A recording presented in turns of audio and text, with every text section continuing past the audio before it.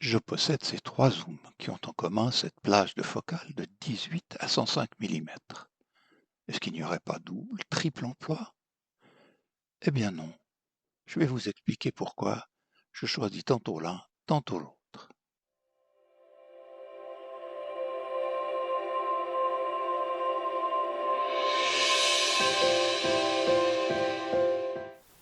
Bonjour et bienvenue dans cette vidéo où je vais vous parler de mes trois zooms qui ont tous en commun cette plage de 18 à 105 mm.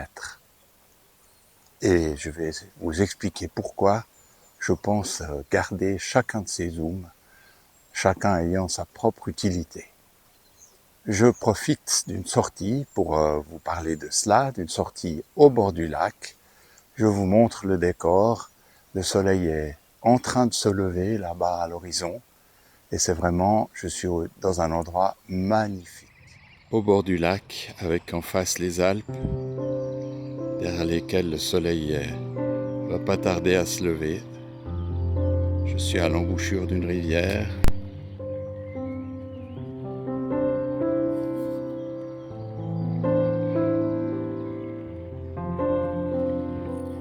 Je pense que ça vaut la peine de faire tout le tour, c'est tellement incroyable.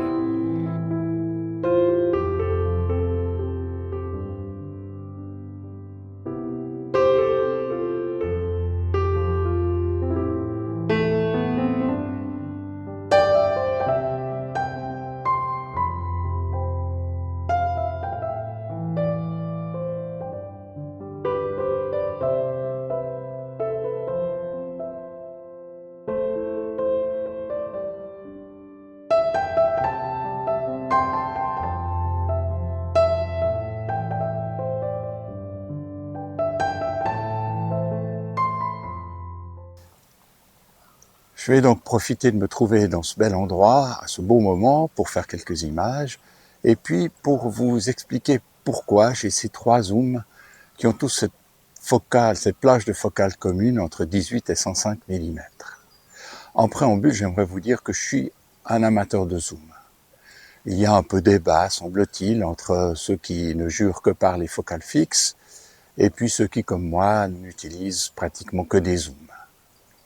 J'ai bien cédé une fois ou l'autre aux sirènes de la focale fixe avec les grandes ouvertures, avec la grande qualité d'image, souvent un piqué beau, bien meilleur que ce que l'on peut trouver sur les zooms.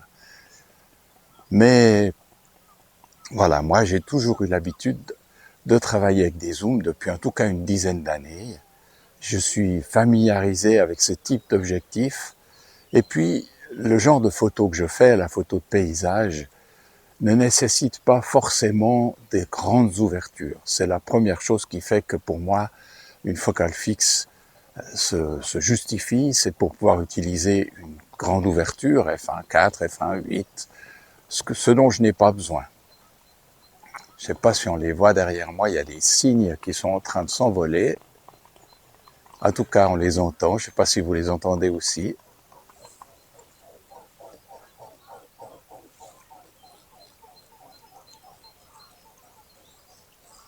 Je ne sais pas si vous les avez vus, c'est toujours un spectacle magnifique. Alors là, je commence à être bien éclairé, le soleil sort là-bas derrière les montagnes. Donc voilà, moi, je préfère les zooms, c'est ma pratique. J'en fais pas une religion. Chaque fois que j'ai eu un objectif à focale fixe, il a fini par prendre la poussière, soit au fond de mon sac, soit au fond d'un tiroir à la maison. Donc j'ai finalement renoncé, à part évidemment pour cette petite focale fixe que j'ai là, à 12 mm, dont j'ai parlé dans une autre vidéo. Alors, je vais me mettre au travail pour les photos, pour profiter de cette belle lumière, et puis je reviendrai vous présenter ces trois objectifs et les raisons pour lesquelles j'utilise l'un ou l'autre selon les occasions. Voilà le soleil qui est levé par-dessus les Alpes, qui monte tranquillement. Je ne vais pas faire de photos dans ce sens-là, j'en ai fait une ou l'autre avant le lever du soleil. Mais je vais plutôt profiter de cette lumière pour prendre des images de ce que le soleil commence à éclairer de l'autre côté du lac. Il y a notamment, on le distingue à peine ici, mais un village là-bas au fond. Et je pense que ça va donner de belles lumières tout à l'heure, avec en plus dans le fond le Jura qui va être éclairé. Je vais regarder ça, et si ça donne quelque chose, voilà la photo que j'en ai tirée.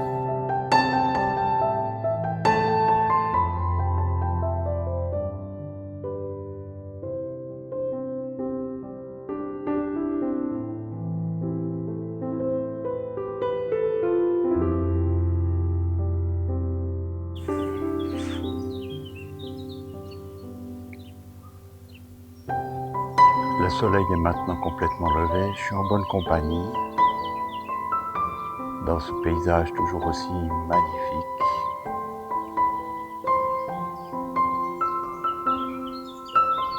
Cette année, le lac est particulièrement bas, ce qui explique ces plages, ces arbres qui descendent jusqu'au bord de l'eau.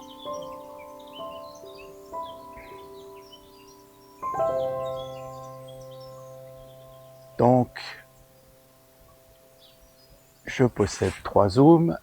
Le premier que j'utilise pour la photo, essentiellement, c'est celui qui est croché maintenant à mon trépied, que vous pouvez voir ici. C'est le Tamron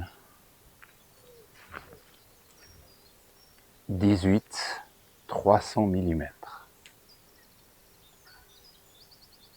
C'est un objectif à tout faire, d'une qualité étonnante, qui en tout cas, moi, me convient parfaitement pour tout ce qui est photo de paysage. Et ici, je peux me régaler vraiment. Donc, cet objectif-là, j'ai fait pas mal de tests avec, et franchement, pour le paysage tel que je le pratique, c'est quasiment l'objectif idéal. Alors, il a quelques défauts. Je vous ai montré tout à l'heure un panoramique à la vidéo, on voit qu'il perd un peu le focus par moment, mais c'est pas bien grave, je m'en accommode. Cet objectif, c'est celui qui reste vissé sur mon Sony A6700 quasiment à demeure. Le deuxième téléobjectif que je possède, le deuxième zoom, c'est celui-ci. Je ne sais pas si vous arrivez à le distinguer dans la lumière du soleil. C'est le Sony 18-135 mm, f3.5.5.6. Je vais vous le comparer, vous le mettre à côté du Tamron 18-300 mm. Vous comprendrez pourquoi les deux zooms, alors qu'ils sont de qualité assez semblable dans la plage qui leur est commune, pourquoi les deux zooms sont dans mon sac photo. Nous avons donc ce 18-300 mm de Tamron et à côté le 18-135 de Sony. Alors c'est pas forcément très fair-play comme comparaison puisque le Tamron est complètement déployé ou presque.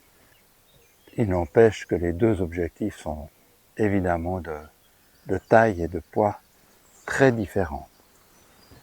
Ce 18-135 de Sony, qui est donc un petit téléobjectif, un petit zoom, petit parce qu'il est léger, il est compact, pourtant de très bonne qualité.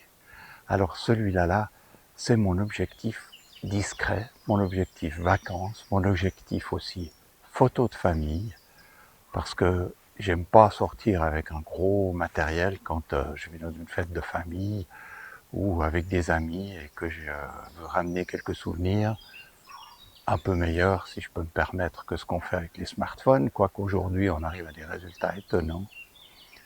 Mais voilà, c'est mon plaisir, et pour pouvoir pratiquer cette photo en famille, avec des amis, eh bien, ou en vacances, bien sûr, eh bien, le 18-135 fait parfaitement l'affaire. Ça me fait un petit ensemble avec le A6700, voire avec le ZV-10, un petit ensemble léger, compact, qui se voit pas trop, qui prend pas trop de place, et grâce auquel j'arrive à faire de très bonnes photos. en toute décontraction. Le dernier zoom que je veux vous présenter, que je possède, c'est le, je vais vous montrer si j'y arrive, voilà, si on voit le 18-105 de Sony. C'est un zoom motorisé qui a une focale fixe de f4 que j'utilise essentiellement pour faire de la vidéo. Il m'arrive régulièrement de filmer des compétitions hippiques ou des entraînements, que ce soit sur un carré, une carrière ou dans un manège.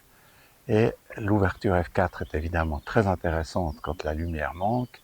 Et puis le fait qu'elle soit constante, c'est aussi un gros avantage. Et enfin, le zoom motorisé permet de suivre les cavaliers ou cavalières que je filme de manière assez douce et assez souple.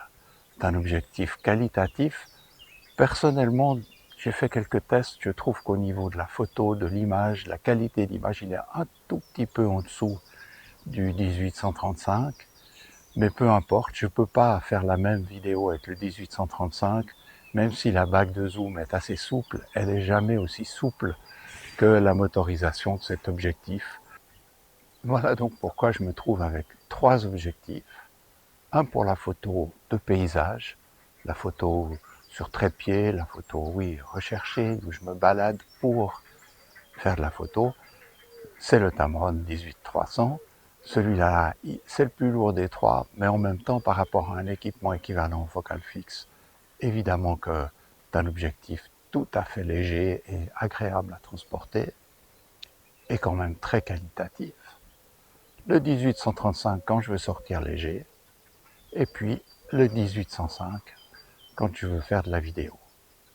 3 zooms avec 3 particularités, hein, la focale fixe et le moteur pour le 18-105, la légèreté, la compacité pour le 18-135, et puis l'énorme plage de focale et la qualité aussi pour le 18-300 mm de Tamron.